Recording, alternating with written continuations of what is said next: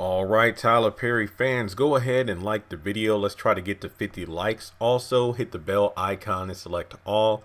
That way you're notified when I post new content to the channel. Hit that subscribe button and follow me on social media. Links are in the description below. This video is almost like an unofficial part 3 to the Tyler Perry needs writers. Tyler Perry, what if he got producers and directors so he could spend more time in writing? But this is a branch off from the live stream I did on Wednesday because I talked about the subject of relatable characters and the fact that they're more or less absent in a lot of Tyler Perry products nowadays. And the live stream was great. It was the one I said could House of Pain and Assisted Living get it together tonight? I think that was the title of it. It's a pretty good discussion I had with the viewers, and pretty much I discussed the fact that go back to like any of the older House of Pain episodes, like pick the worst episode from seasons 1 through 8. Pick the worst episode, and it's most likely way better than the first episodes of House of Pain season 9 that we've gotten so far. And the thing that made the show so great wasn't just the chemistry between the cast members, not just the writing, but the fact that Tyler Perry created these relatable characters. And, like the Curtis and Ella, I feel like we all have a Curtis and Ella in our families, a married couple that was older, maybe the aunt, uncle, or grandma, grandpa, or some along those lines, like those people where you had the sanctified one married to a heathen. And at the end of the day, they still had a lot of love for their family. And I feel like that's the thing that's really missing from the haves and the have-nots, the new House of Pain. Those are like the main examples at the moment. I mean, Assisted Living is just a hot mess. I don't even know what to say about that show. But House of Pain, it is extremely disappointing due to the fact that we have the OG cast, but with the new style of Tyler Perry's assembly line, so to speak, in regards to how he writes and films things. It's a matter of it's almost like, you can't judge a book by its cover. Like the House of Pain season 9. Oh, it has a nice cover because you have the OG cast. But once you crack the book open and read a couple of pages, it's highly disappointing. So, I mean, with the, Janine going through her struggles with addiction, Hannah Young being a good Christian woman who's struggling to make ends meet, going through a lot of struggles in her own life, but at the end of the day still loves the Lord. Then you also have, and then even the moments like where she couldn't even talk to God after Quincy Jr. died. That's reality. That's reality. Like a best friend or family member, you believe in God, but when they die, you question God. Like, why, God? Like, why did they get taken away by a drunk driver, or why were they at the wrong place at the wrong time and got shot, or something along those lines? In those cases, it really is tough to, believe that God knows best and, God's timing and all, especially when a good person is taken away.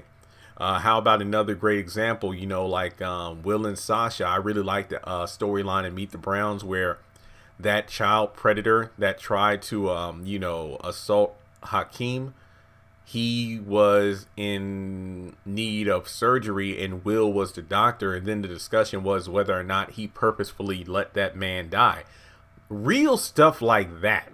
That's what I like to see in these Tyler Perry shows because it kept you engaged in the story. It was really believable.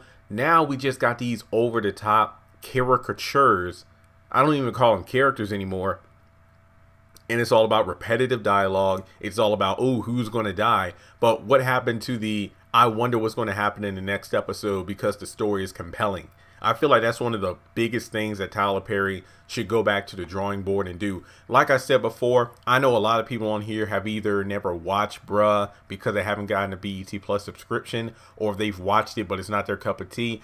I argue Bruh is one of the most relatable shows on the air right now. Sisters is right there up there because they both bring something different to the table. One male focused, the other female focused. But as a male, there are things from Sisters I take away that I didn't expect to take away. And then in Bruh, there are things like sometimes I'm rooting for the women on Bruh over some of the guys because of how they're treated. So I feel like those two are the most real shows, even though I still say sisters, it was a bit odd, the whole Gary being arrested at the end of the cliffhanger. I mean, that was kind of random, but we'll have to wait and see how it plays out in season 2. But I think that creating relatable characters like Madea, we all have a Madea in our families, like the lessons that she teaches in her foolishness and whatnot. There's always a great lesson, a moral, because it's gotten to the point where sometimes the morals and the lessons, I feel like they're kind of tagged on like a sticky note. Like, okay, I'm going to have this entire episode, this entire play, this entire movie be just a bunch of foolishness. Oh, I'm going to have a cameo by this internet sensation or whatever. But then during the last 20 minutes, oops, oh yeah, we're telling a story here. Let's talk about God. Let's talk about family. Let's talk about forgiveness. What happened to that being written into the actual script? You know what I mean? It's like Tyler Perry made a thing of mashed potatoes on the stove or whatever the case may be. You know, like when your family member is cooking something on the stove and then, they mix it all together and then they fix it. But then at the end, they put like the paprika or whatever on top and, mix it in there. So the taste is throughout every single bite. What Tyler Perry does is like he bakes the cake and then he puts the icing on it. But then he just puts the sprinkles on top. So the sprinkles are only on the top, but they aren't throughout your entire, I don't even know what the analogy is going. You're not tasting it while you're eating the entire piece of cake. You know what I mean? It's only there at the very end or at the very top as opposed to being spread throughout. So I feel like one thing Tyler Perry could really do to make people want to watch his stuff without cringing so much, minus the laugh track, minus the writing. Well, technically writing, because when you're creating characters, you want to be relatable.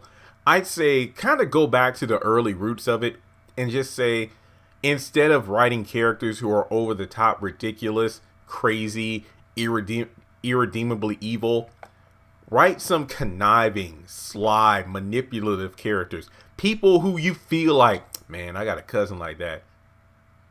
Oh, that bastard coworker I got, he acts like that too.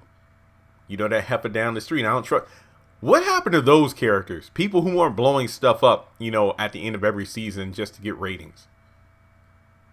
That's why I always say Tyler Perry, a lot of the stuff being produced now, I don't see being part of a conversation in a positive light 5 to 10 years from now.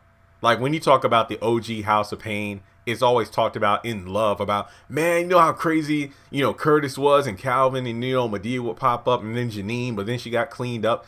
And then even the early movies like Diary of a Mad Black Woman or some of the early plays. I can go on and on because I've said it all the time, but I just wish that if he went back to the relatability factor, it would really, really impact how we look at these shows now. I mean, Ruthless is out there, but it's supposed to be. It is what it's supposed to be. Meet the Browns, the Meet the Browns series. It was wild, crazy, all over the place, but at the same time, you felt like it was a loving family in that boarding house, and you knew people who would fit the bill for every character. We all knew a Cora, we all knew a Sasha, we all knew a sassy Brianna, and the list goes on. But more to the point of the video, like why do we still watch that stuff? Because, well, we know Tyler can do better. We hope he does better. And all we can do is just wait. I'm willing to wait for it, but not too long. All right, guys. Well, let me know your thoughts in the comment section below. Make sure if you haven't already, hit that subscribe button. And if you would like to donate to the channel, feel free to do so on PayPal or Cash App.